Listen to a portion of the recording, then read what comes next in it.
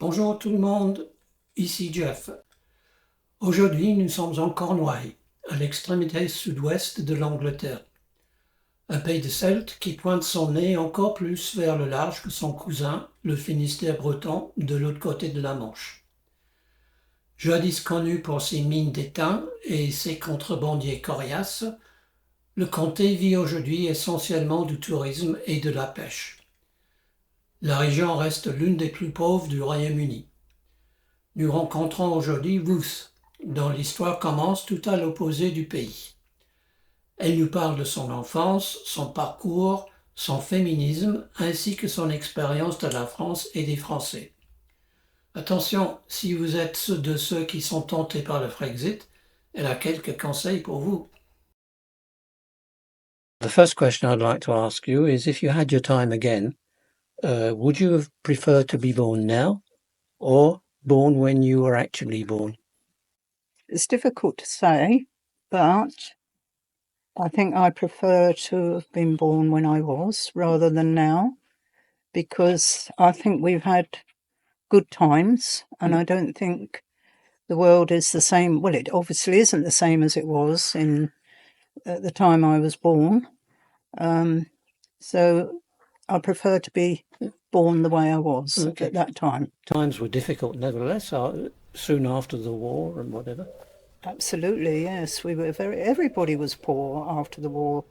So we were very poor, but also I don't actually remember the actual war because I was 3 by the time the war ended. But I do remember when I was out playing with my friend that if an aircraft went over, we would run indoors screaming and crying because we thought we were going to be hit. Well, But that's all I actually remember about the war. yeah. Okay. Where in fact were you born? I was born in Essex, way out in the countryside, in a place called Blackmore. Yeah.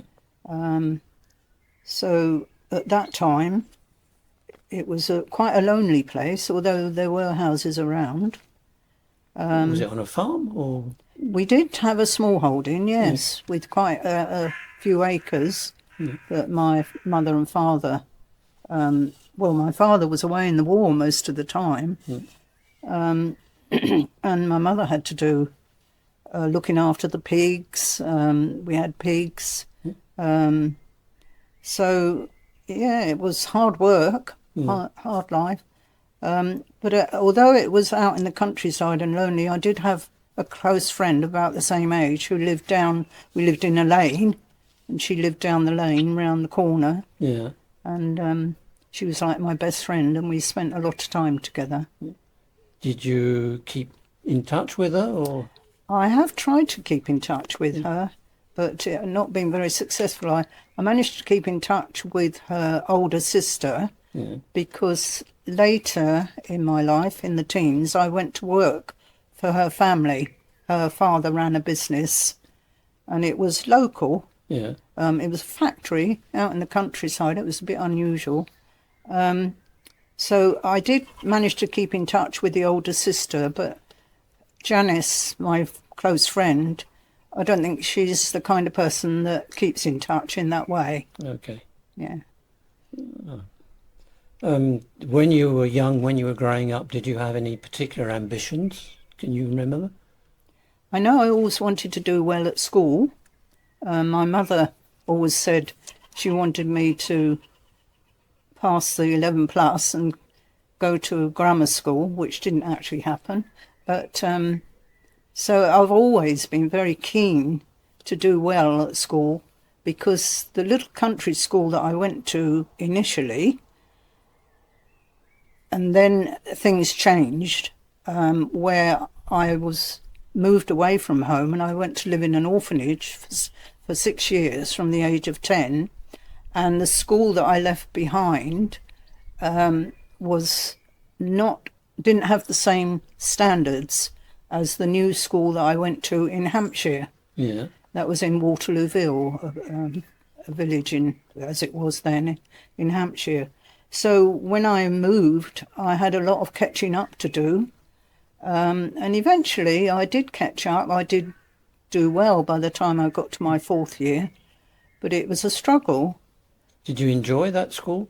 Would you say it was an orphanage, so there were other children like you that for one Absolutely, reason yes. or another were separated from their families? The reason why the children were there, it was because the fathers were away in the war. They were in the Navy. It was a Royal Navy, Royal Marine orphanage. And that was why we got sent there. Yeah. Because it was difficult for mothers when they were left to care for big families. So I, with my 2 younger brothers, were sent to this orphanage.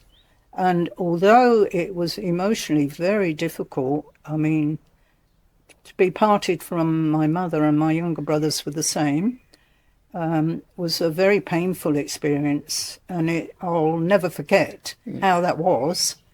But having said that, I think we had a much better quality of life, and our life chances improved because it was the education was better, we were fed and clothed much better, and the values that we were taught.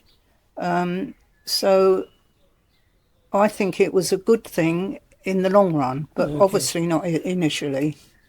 We hear a lot these days about maltreatment in schools, boarding schools of one sort or another. Do you remember anything like that going on? Not really. There were punishments, but usually it was you would lose your pocket money, or you weren't. We were given our sweets every evening to eat after our evening meal before we went to bed.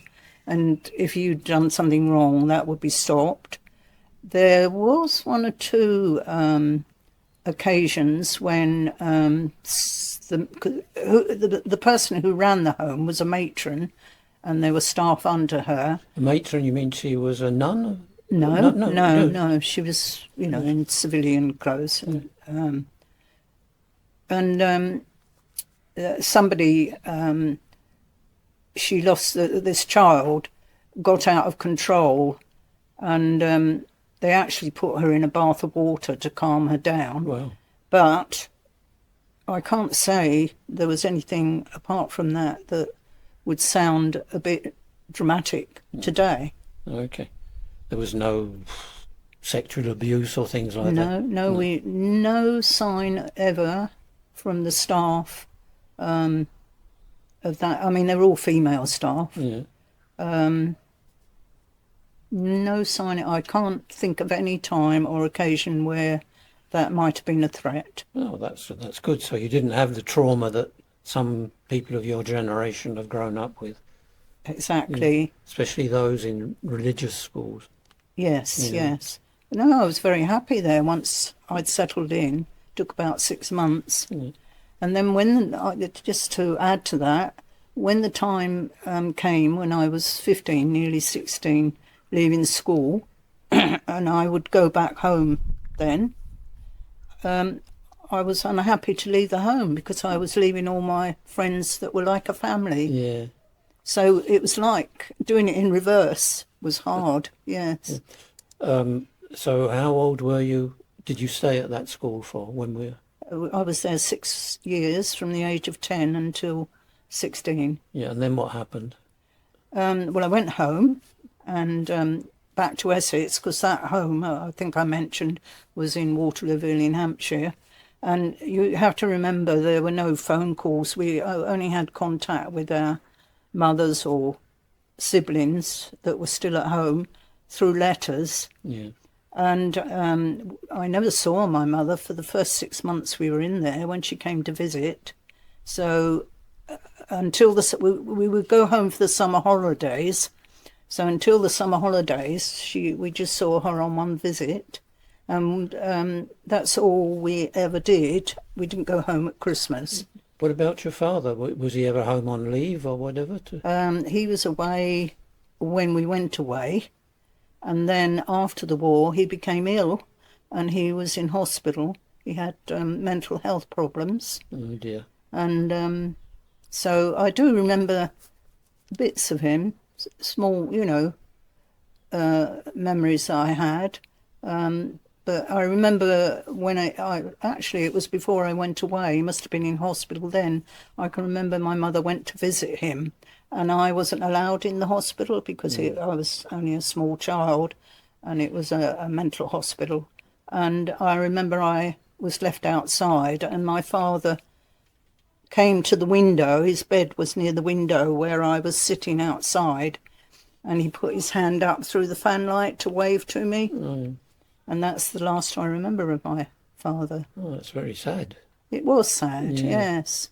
So you hardly ever knew your father, to be exact. That's true. Yeah. Oh, very sad. But at the end of that, once you'd had an education, you went back home to Essex. Hmm. Did you have any ambitions to how did you see your life at that time? Well, before I left, in my last year of schooling, I did a course that was about 5 GCSEs and then commercial subjects, shorthand, typing and bookkeeping. Yeah. But I only did it was a 2-year course, and I only did the first year.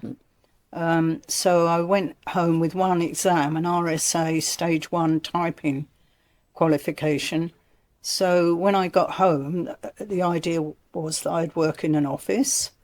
And I remember I went for an interview at a big firm in Chelmsford, Marconi it was called. And I had to do a test when I went for this interview. And I remember I did a typing test, and it was quite long, and I didn't make one single mistake, Okay. which I look back on with pride. So my career path was going to be in office work. And I didn't actually get a job when I went to that interview there, but I did another big firm in Chelmsford, Crompton Parkinson. What did they do? They made light bulbs. Oh, okay. Yes. So it was okay. Yes. So it was another big engineering firm. And I found that hard because I didn't have much confidence, but then a lot of young people don't necessarily have confidence, especially in their first job. And I had an affliction that still has left its scars to this day. I suffered with severe acne, and I was very self-conscious. Oh dear, yeah. Yes. I know people noticed it, and some people might comment on it, and I was always uncomfortable about it. Okay. And I had lots of treatment, but there was nothing really effective because it was quite deep-seated, the acne. Yeah. But now I'm older, I'll just add this bit. I've got very good skin. I haven't got acne now, but because I had that very oily skin, I've got good skin today. So everything comes to those who wait. Great. So you were in this office job, typing and whatever. Did that satisfy you, or at the time did you feel you aspired to something else? Or Not particularly at that time, but I always wanted to improve. yeah, Yes, to begin with, I was sort of getting grips with working, the world of work. But I always did want to improve myself. But I didn't have a particular career aim that I was striving for. I just always wanted to improve myself by getting more qualifications, which I did through evening classes. And I never earned much money, and I had to give most of my money to my mother. She was a widow by then, and we were a big family. So what I earned, I had to give most of my money to my mother for keep. So another driving force was that I wanted to earn more money as well. Yeah. So each job I went to, as I progressed through several different jobs in office work, I managed to earn a bit more each time. Yeah. And did it bring responsibilities, or you were still just the employee that did the typing, but you improved with it and became secretarial? Well, I moved on to another job, Yeah.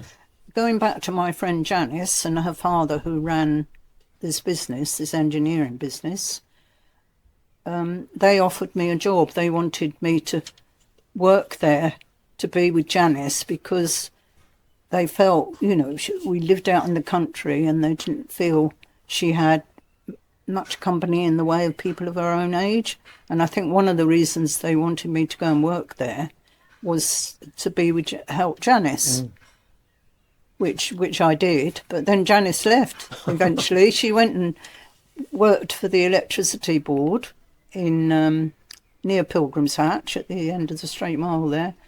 I'm trying to think of the name, Millfield it was called.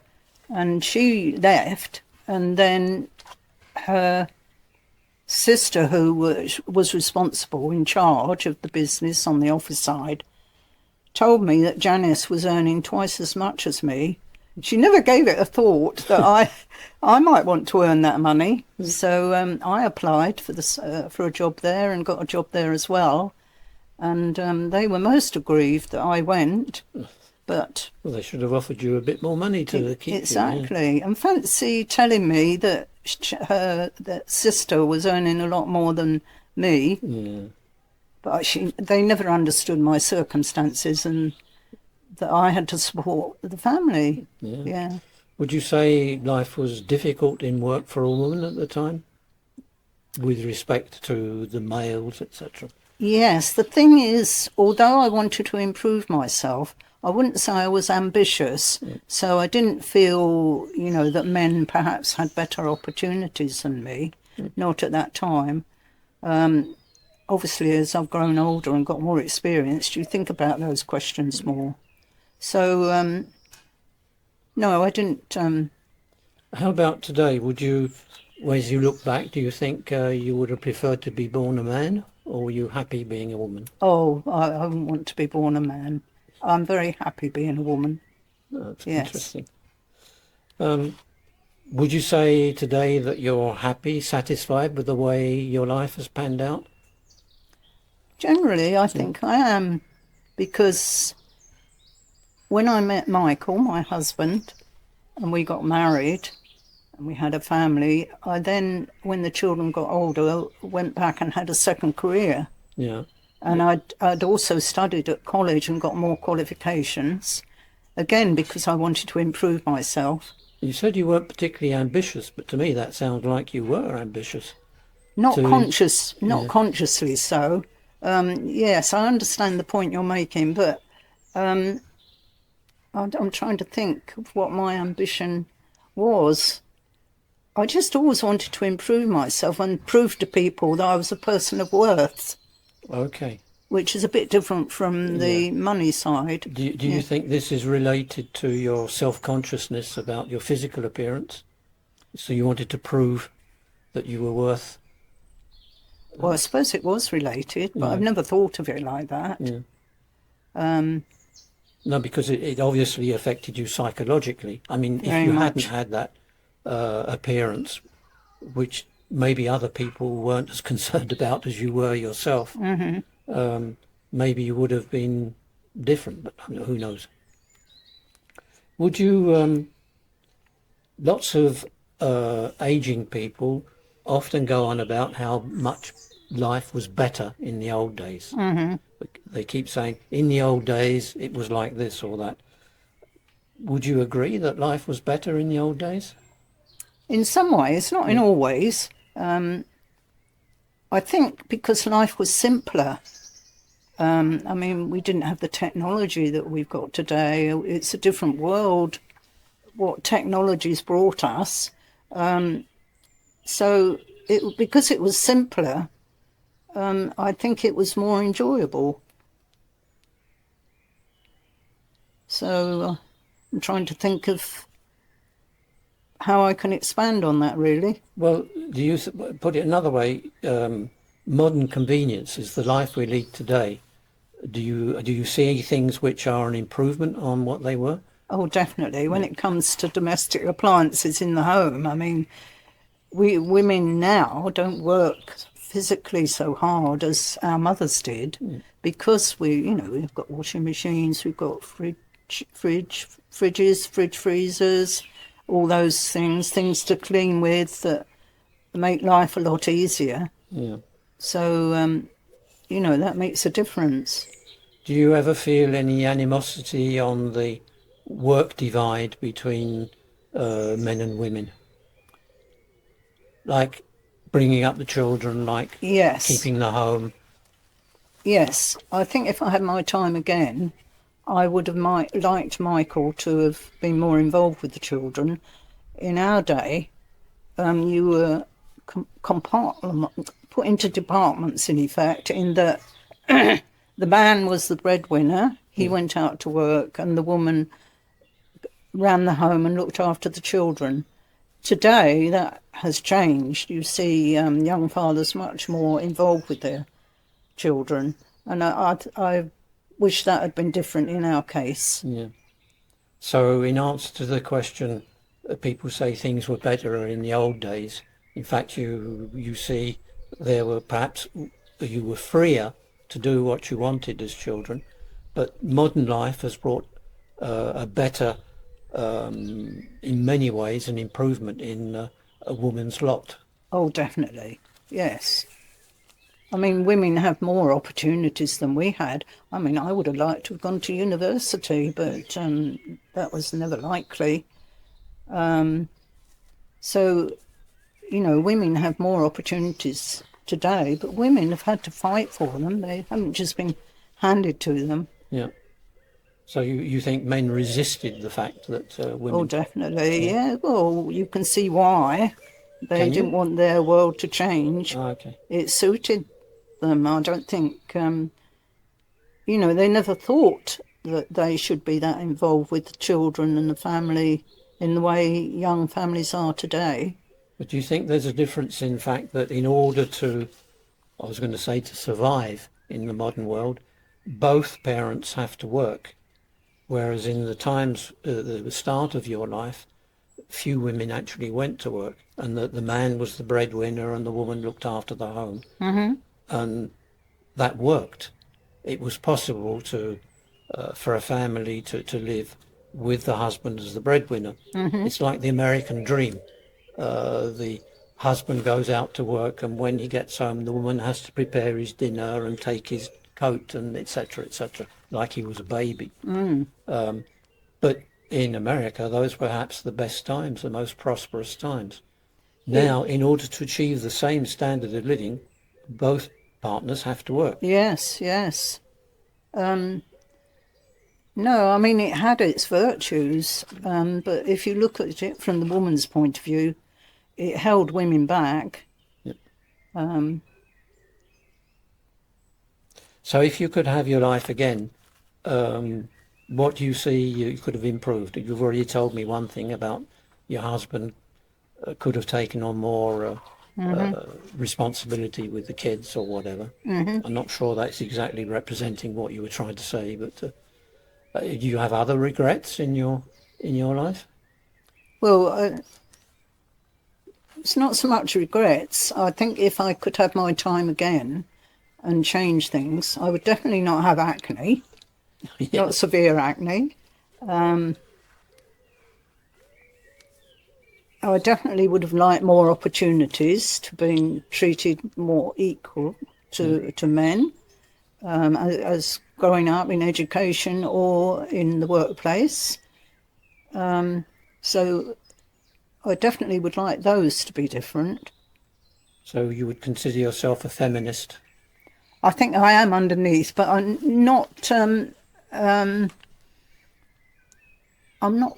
Yeah, I am a feminist, but I'm not in your face about it. Yeah. I prefer, it's the way I would operate anyway, to achieve things and progress in my own way. Yeah. And I think if you set a good example, I think in the long run you achieve more than if you are belligerent and fighting and trying to prove a point. Yeah. Okay, I understand. Let's talk about a topic which, as we get old, grow old, I prefer to say, the fatal day is coming one day or another. I was wondering what your views on death were. Well, I'm not looking forward to it. I don't want to die at all, but on the other hand, I wouldn't want to live forever. I don't believe there's a life after death at all, which is a bit strange because my mother was a spiritualist. Oh, yeah. And she firmly believed that there was life after death, and she used to have contact with members of her family that had passed on. Yeah. So I grew up in that kind of atmosphere. And I don't think, because now I don't think there's life after death, is a reaction to that. I just think I can't believe that there is life after death. I'd need more evidence. Yeah. Okay. Well, that's. I won't push any more on that. How do you occupy your time these days? What hobbies do you have? Well, I still like my reading. I really enjoy reading. I go to Pilates to keep fit. Yeah. I was playing the piano until I had trouble with my hands. I'm beginning to get a bit arthritic, and I had a lot of pain, so I'm not doing that so much now. But I love meeting friends. I love socialising. To me, that's really important. Yeah. And I've got some lovely friends, and I've had lovely times. People I used to work with that I still keep in touch with, but even people living around.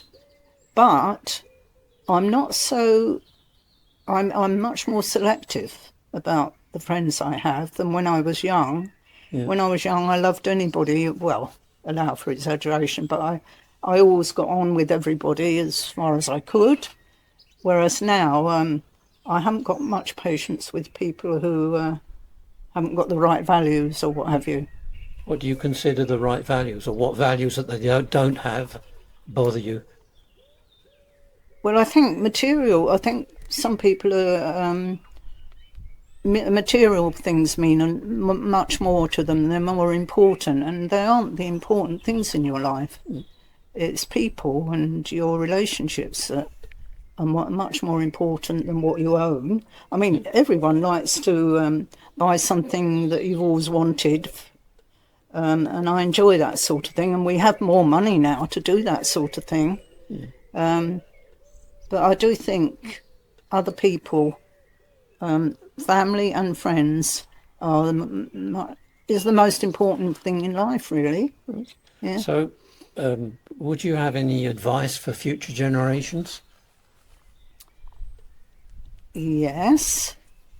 I think, well, I'm hoping that our children enjoy life more than we have, because times are easier. But I think the most important thing is, I was talking to Joss about this earlier today, is to take advantage of your opportunities. There are a lot of people who are very unhappy because they think things should come to them instead of going out and seeking things that enrich your life, that give you experience, like travelling, reading. Yep. Yeah. Anything that expands the mind, yeah. Oh, gosh, yes. You know that these interviews, the intention is that they should be translated and seen by people on the other side of the channel, French people. Have you any experience of France? Have you been to France? What were your impressions of France? Well, my husband's got a brother who lives in France, and I've got a French sister-in-law and their children. They're all French family. And Matthew, our elder son, was married to a French lady, and our grandchildren, their two daughters, are bilingual, or one of them is trilingual. And so I know quite a lot about French life. So you were asking me what my experience is. I mean, we've been to France because we've visited them. We've been several times over our lifetime. Yeah. So were you asking me what I thought of French people? For example, well, let's put it another. How do you think British people view the French? from my limited experience of what people think of, British people think of French people, there's quite a lot of ignorance, I think, about the two races, which makes people prejudiced against them because it's a different culture, it's a different language, and you have to be careful. You can't say about a whole race that not everybody's like that. You're all individuals. But on the whole, I found French people very welcoming. When the boys did French exchange through school, they went to France, and then the young person that they were staying with, they would come over. And I enjoyed those experiences. And as a result, we became very friendly with a family in Brittany where they did the French exchange. And they were absolutely lovely, very welcoming. So, you know, when some people make remarks about another race, I think you have to be very careful because often their judgments are based on ignorance. And I think, you know, you need to get to know people before you start making those judgments. Conversely, how would you imagine the French people consider the British? Well, in general, I think it's quite healthy, how they see us. But I was quite shocked. It was on one of our first visits to France. We were coming back on the boat, I think it was on the boat, and there was a French chap, a young man, and we got chatting. He could speak English. I can't speak very much French at all. And he immediately started to tell me what he didn't like about the English. They, you know, they did this, they ate roast beef, all the I don't know if you call them platitudes, but all the things that people say without really thinking. But on the other hand, he liked the Scots people. He thought they were really good and liked those. So when this young man spoke in that way, it did take me by surprise. And I thought, well, I hope there are not many French people that think like he does. Yeah. No, it's interesting. Because in general, in my experience, the British are far more aggressive towards the French people than the other way round. Oh, really? So it's interesting that that you had an experience which might argue against that. We're coming to the end of the interview now. Mm-hmm. I don't know if you would have a message for French people and how we can improve our life. For example, all this business over Brexit. Did you approve of Brexit? No, we didn't want to come out. Yeah. We voted to stay. Yeah. And I think it's very sad. I think we've really gone downhill. Yeah. And you know, it's a shame because it's too much inward looking, not looking out. And because, sorry to interrupt you, but there is a rising feeling within France, which is anti-European, that all the problems are caused by Brussels and we'd be better off independent. What advice would you have for those people? Well, look at what happened to us. Yeah.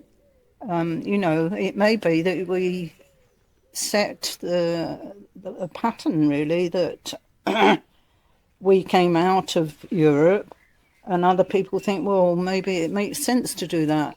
But I think it was the wrong thing. And so I would say, no, embrace the races within Europe. Thanks a lot, Ruth. It's been great talking to you. Well, thank you, Jeff. Thank you. I was a little bit nervous. It's ridiculous.